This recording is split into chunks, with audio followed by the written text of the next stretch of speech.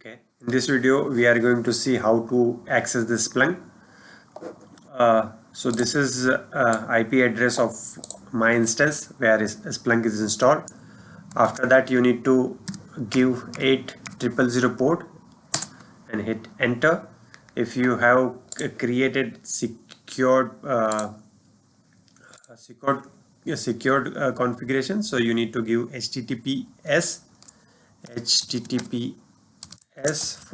but I have not done that configuration, so just you can access through http as well.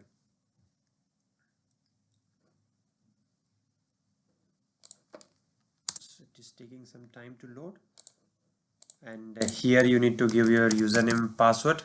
I'm giving a username password which I have used during the installation of Splunk. So once you give username password, it will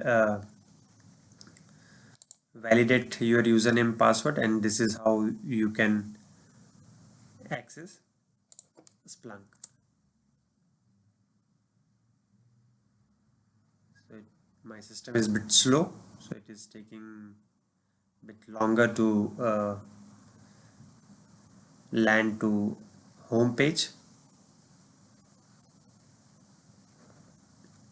So this is the home page. Okay, you will get some updates or other messages, so you just ignore for time being. Okay, now we'll see how many roles are available in Splunk, roles and users. So from settings you can go to roles, and you can see you can see how many roles are there. So with respect to a fundamental one, there are three roles are important. First is user, power, and admin. So if you can see a user has a few native capabilities and dead capability.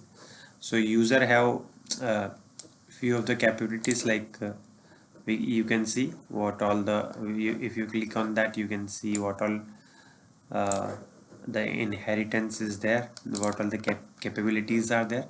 So you can see in accelerate search, it's native which you have selected, and it will show inherit one which is inherited from the parent. So here it all native capabilities which you have selected.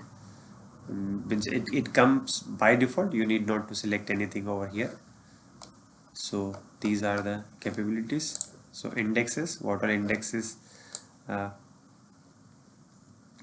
what all indexes this roles user can access. So all non-internal indexes user can access, main index not, but not other indexes. Restrictions, so what all restrictions are there, you can see what all restrictions are there here. If you go and you can see over there what all restrictions are there.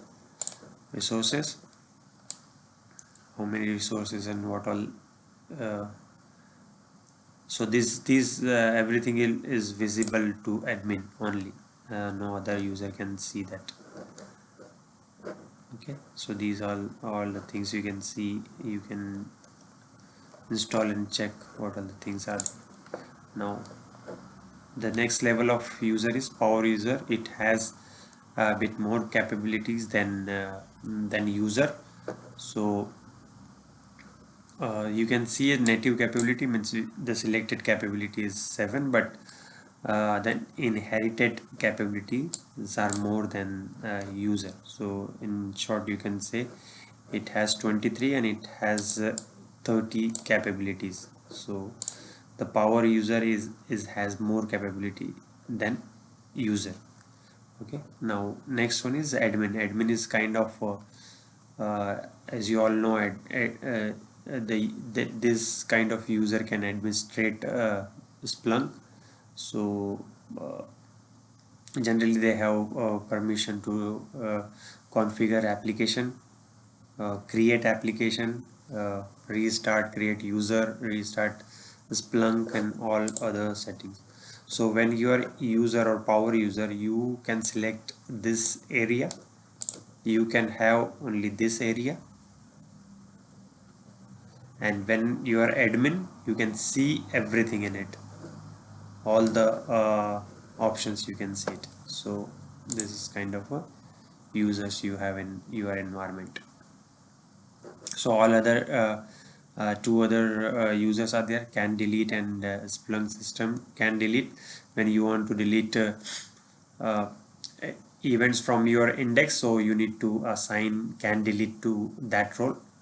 By default admin also do not have can delete, so you can assign that role to admin user. Similarly, there are some Splunk system roles are there, so you can have a look on that. So for fundamental one, you need to remember admin, power user, and a user.